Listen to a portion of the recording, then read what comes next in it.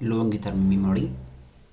It is a memory system used for relatively permanent storage of meaningful information. Kun structure memory keessa tokko yoo ta'u, permanent storage jechuudha. Permanent storage information meaningful kanneen yeroo duruu danda'an information irratti hundoofnee kanneen biroollee analyze ittiin gochuu dandeenyu. Information kunniin permanent storage of meaningful information keessa turu long-term memory keessa kan turan jechuudha. The capacity of long-term memory seems to have no practical limits. Practical limits tokko yoo hin qabu yookiis immoo daangaa miti. Amma na jedhamee wanti beekamu hin jiru. Amma inni qabachuu danda'u storage kunniin the vast amount of information stored in long-term memory enables us to learn, to get around in the environment, to build sense of identity and personal history. So wanti nuti long-term memory keenya kuni kanneen biroo wanta haaraa yeroo barannu analyze gochuudhaaf akkasumas immoo naannoo keenyattiin control gochuuf akkaataa ittiin of to'annu kan nu dandeessan long-term memory kan keessa kanneen jiranidha jechuudha. Information itti jiran turuu dandeessa. Long-term memory stores information for indefinite periods. It may last for days, months, years, even a lifetime. So long-term memory kun amma inni turus hin beekamu yookiis immoo guyyaa turuu danda'a akkasumas ji'oota waggaa umurii jireenya keenya guutuu kan turuu danda'u yoo ta'u information permanent ta'edha jechuudha. Information ichi keessa jiru ittiin barachuuf illee kan nu gargaaru wantoota kan baraa ittiin examine gochuuf kan nu gargaarudha. So the other is subsystems of long-term memory gaafa laallu kanneen afaaniin dubbannoo fi kanneen haakti goonee agarsiisu procedural kanneen jechuun bakka lamatti goonee ilaalla. Declarative or explicit memory kanneen jennu wordiidhaan kanneen ibsamanidha. The conscious recollection of information such as specific facts or events that can be verbally communicated, divided into two. Verbally communicated kan goonu jechoota kan fayyadamnu declarative or explicit memory jennaan jechuudha. Long-term memory keessa subsystem isa. Semantic memory, episodic memory kanneen jennuun immoo division of declarative or explicit memory dha. So semantic means factual knowledge like meaning of words, concepts and our ability to do maths. Kanneen jennu kunniin namoota hundumaa biratti acceptance kanneen qaban. Meaning of wordin ana biratti hiika tokko qabaate kanneen birootti hiika kan biraa qabatu hin taane namoota hundumaa biratti kan dubbannu hiika wal fakkaataa akkasumas immoo konseptii wal fakkaataa dandeettii maatiksii solve gochuu keenya erga barannee wanta baranne sana solve waan goonuuf hunduu keenya ala tokkoon solve waan goonuuf so maal jedhama factual knowledge like the meaning of words, concepts and our ability to do maths. They are internal representation of the world independent of any particular context. Context kamirraa obbolisa kan ta'e internal representation kan factual yookiis immoo factual knowledge jechuudha. Episodic memory means memory for events and situation from personal experience. Experience dhuunfaa keenyarraa namatti gargariin namni experience inni qabu kan biroorraa adda waan ta'eef episodic memory permanent ta'us experience nama dhuunfaa jechuudha namatti gargaara. They are internal representation of personally experienced event. Inni sun garuu internal representation of the world. Inni kun internal representation of personally experienced event dha kan jennu jechuudha. Non-declarative or implicit memory kan jennu behavior is affected by prior experience without that experience being consciously recollected. Kan jennu actionidhaan kan agarsiisnudha jechuudha.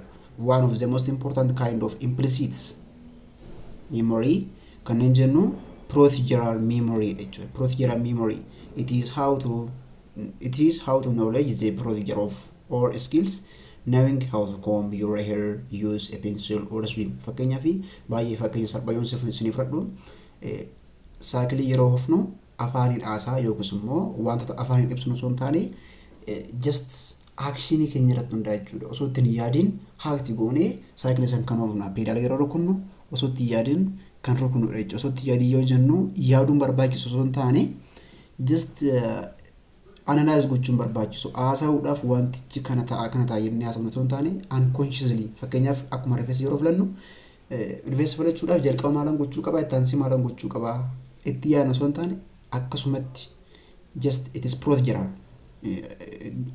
acceptance kan godha jechuudha. Mata duree kan biraa kan laallu serial position effect.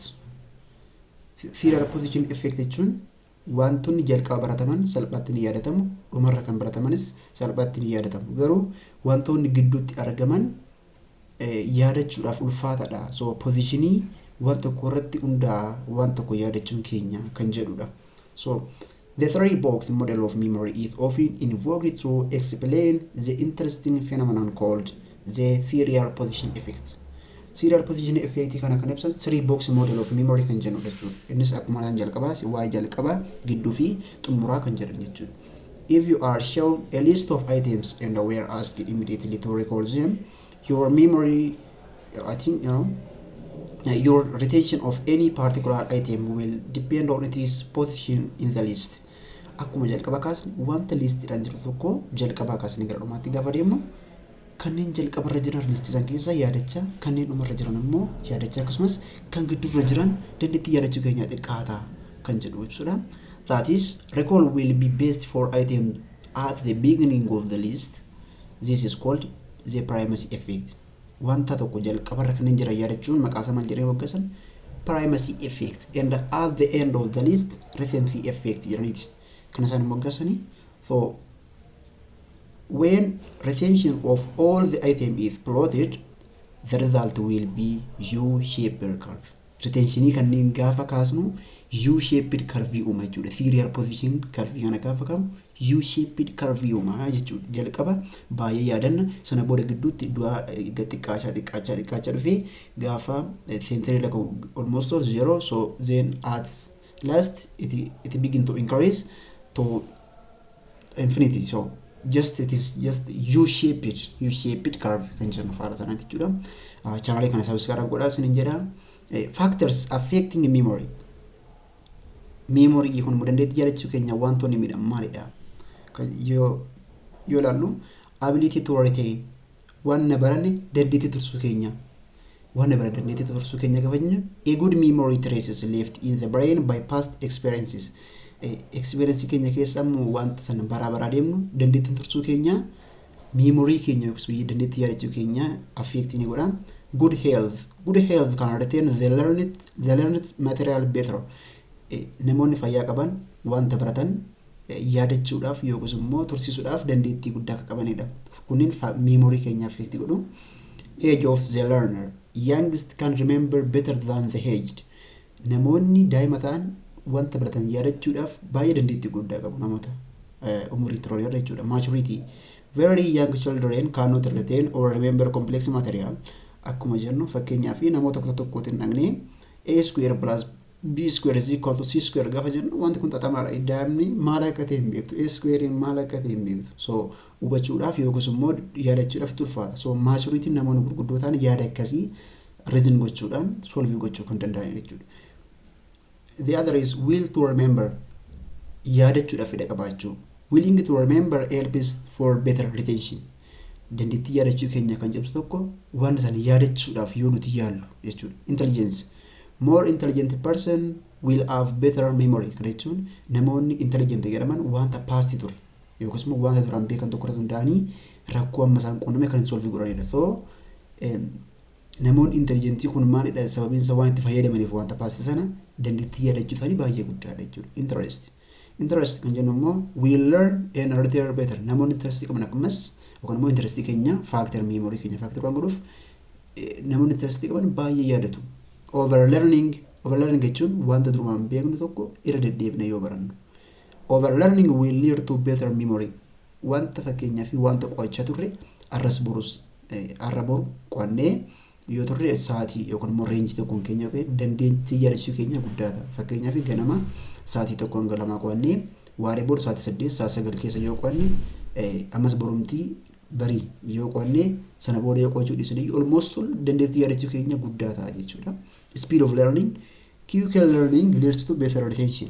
Namoonni quick baratan yookiis immoo yeroo itti dheerachuu yoo baate dandeettii yaadachuu keenya baay'ee guddaa ta'a jechuudha. Meaningful of the material. Meaningfulness. Wanta baranne gara meaningiitti qayyaru. It remains in our memory for longer periods. Memory keenya keessa yeroo dheeraadhaaf kan turu jechuudha. Wanti meaningful ta'e sleep or rest. After learning strengthens the connection in the brain helps for clear memory. Rafuun relationii wantoota gidduu jiran yookiis immoo brainidhaa fi memory keenya gidduu kanneen jiran baay'ee akka cimu taasisa.